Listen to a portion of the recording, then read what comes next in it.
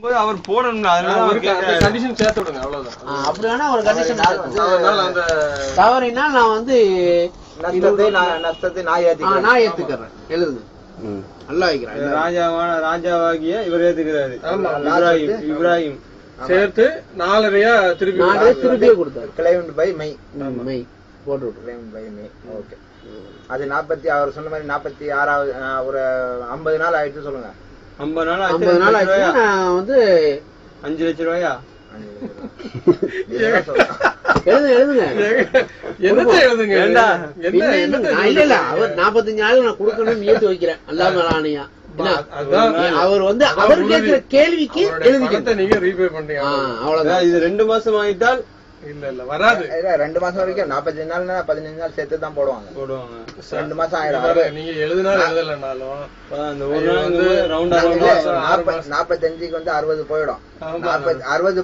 60 தாண்டிச்சாதான் உங்களுக்கு நீங்க தான். இப்ப சப்போஸ் இப்ப பாய் வந்து இப்ப 2 நாள்ல இப்ப 1 லட்சம் ரூபாய் தராரு, 2 லட்சம் ரூபாய் தராரு அப்படின்ட்டா வந்து நான் எதுல பின்னாடி பெற்றுக்கொண்டேன். இப்ப இவரோட இப்போ அவர் எழுது அவருடைய நேம் இருக்குது, நீங்க வச்சிருப்பீங்க உங்க நேம் உள்ளது அவரே கையில. நான் வேங்கனத வந்து சைன் பண்ணனும். அந்த பேப்பரை வாங்கி பின்னாடி வந்து இந்த டேட்டை போட்டு ஐ ரிசீவ்டு ஃப்ரம் அந்த அவர் பேரை போட்டு ரூபீஸ் நீங்க சிக்னேச்சர் போட்டு டேட் போடுங்க. இப்ப நான் இங்க இல்ல, நான் துபாயில இருக்கேன். இவர் நீங்க விட்னஸ் போடுறீங்கல்ல, அந்த இதுல ஒரு விட்னஸ் வச்சு தருங்க. விட்னஸ் நீங்க போடுறீங்களா? ஆமா, அது ஒரு நேம் எழுதி ஹாஜின் போட்டுக்கறேன். வெறும் ஹாஜியா? ஹாஜி இல்ல, அப்துல் ஹாஜி. அப்துல் ஹாஜி இல்ல ஹாதி. வேணா ஒரு இடையில ஒரு லைனை சேர்த்துருங்க. நான் இல்ல என்னுடைய பிரசன்ஸ் இல்லாத வந்து இவர் வந்து அந்த பணத்தை அலோவ் பண்ணுங்க.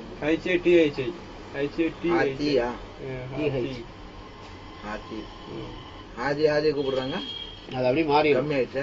ஹாஜி தானடா வரும். ஹாஜி அப்துல் ஹாஜி தான். அரபி செக்கா கொடுக்கறதா இருந்தாலும் அந்த செக் நம்பரை மென்ஷன் பண்ணிடுங்க. எந்த பேங்க் அந்த செக் நீங்க தான் எவ்வளவு சீக்கிரமா வந்து நமக்கு வந்து 45 நாள் டார்கெட்னா என்ன, நான் ஒரு மாதம் போட்டு யாருடைய ப்ராஃபிட் இருந்தாலும் சரி, கடன் மறிச்சாலும் ஒரு நம்பிக்கை இல்லாத பட்சத்துல அவருடைய இது ஏன்னா நம்பிக்கையோட கொடுத்தாரு, அதே போல நீங்களும் அதே நம்பிக்கை ரீபே பண்ணிருங்க.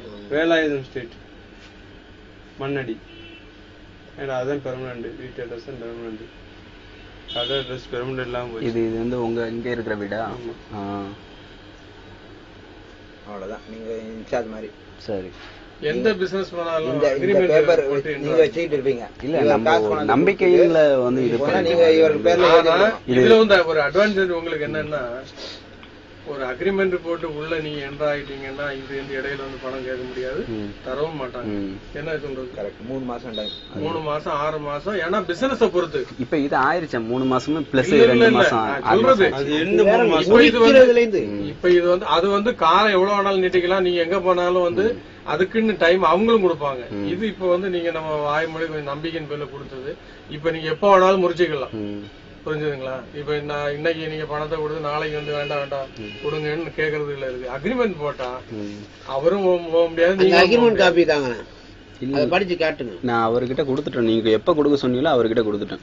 அந்த நீங்க போட்டு இல்ல அந்த அக்ரிமெண்ட் காப்பில சைன் பண்ணி பணம் அனுப்பணும்னு நான் பயந்து இந்த மாதிரி அக்ரிமெண்ட் போட்டா சைன் பண்ணுங்க.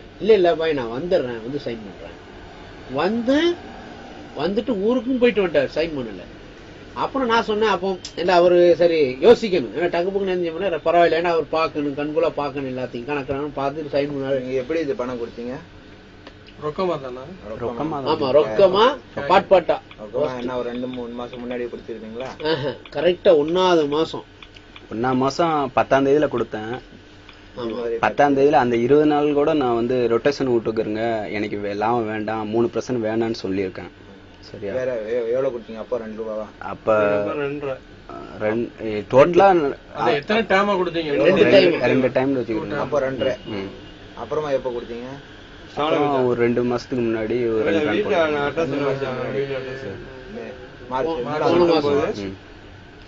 மார்ச் ஒரு 10ஆம் தேதி போடலாமா? இல்ல சும்மா ஜனவரில தான் போய் ஆரம்பிச்சோம். அதுதான் நாங்க வருத்தமா, ரொம்ப கஷ்டம் தான்.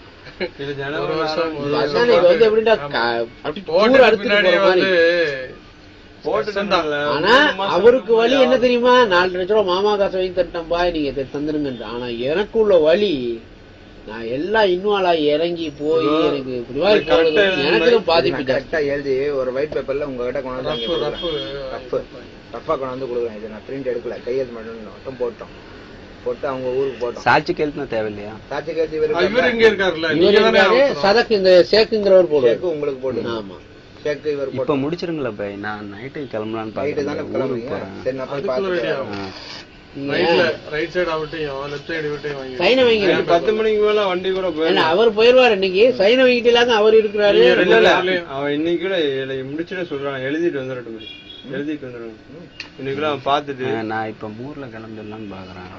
கேப்ல பிடிச்சி சரி பாய், அவசரப்பட்டு அந்த காரியம் உருப்படாத. 10 நிமிஷத்துல எல்லாம் முடியாது. இல்ல 10 நிமிஷம் இல்ல, நீங்க போயிட்டு வாங்க. அரை மணி நேரத்துல அடிச்சிடலாம்ல, போயிட்டு வாங்க. அரசரன்னு அடிச்சு கொடுக்கும். நான் வந்து வழக்கமா இருக்கிற அந்த இது எடுத்தாலே ஏற்கனவே அவர்கிட்ட தான் போவேன். இந்த மாதிரி டீட்டெயில் சொல்லி அவர்கிட்ட வந்து அடிச்சு ஓகே பண்ணி ஒரு ஒயிட் பேப்பர். எந்த இடத்துல? எந்த இடம்? மீசாபேட் மார்க்கெட் பக்கத்துல.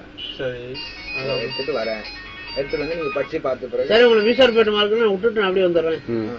அப்ப உங்களுக்கு டைம் ஒரு 10 நிமிஷம் 4 மணி நேரம் பிஃபோரா வரலாம்ல. வாங்க. ஹலோ, बोलबा. अच्छा भाई कई को फोन आके वेस्ट कर लगा पैसे. அவசரம் வேண்டாம், கொஞ்சம் திங்க் பண்ணி அடிச்சிடணும். அவசரமா பண்ணி வேலை காத்தோம். இதே மாதிரி எப்பவுமே அவசரப்படாதீங்க. நல்ல தீர ஆலோசனை பண்ணி. तो सिर्फ नहीं करना, खाना पकाई के क्या पकाई. நானா இருந்தாலும் அந்த மாதிரி இறங்கினா எனக்கு தான் நஷ்டம். அதான் இதுல ஒண்ணும் இல்ல, நீங்க கையெழுத்து போட்டுக்கிட்டீங்கன்னாக்கா நான் அப்புறம் பிரிண்ட் அவுட் எடுத்து இவர்கிட்ட கொடுத்துட்டு போறேன். இவர் பணம் 1 லட்சம் ரூபாய் கொடுக்குறாரு, இவர் வந்து பின்னாடி எழுதி கேட்பாரு. ஸ்டாம்ப் பேப்பர்ல இவர் எழுதி கையெழுத்து போட்டு இவர் எழுதி கையெழுத்து போயிடும். வீட்டு அட்ரஸ் கேட்கறதுனாக்கா கொஞ்சம் ஏதாவது தப்பு தண்டல் எப்படி ஒண்ணா நான் வெயிட் பண்றேன். சரி வாங்க, உங்களை நான் நான் இன்னொரு 10 நிமிஷம் வாங்க போய் நான்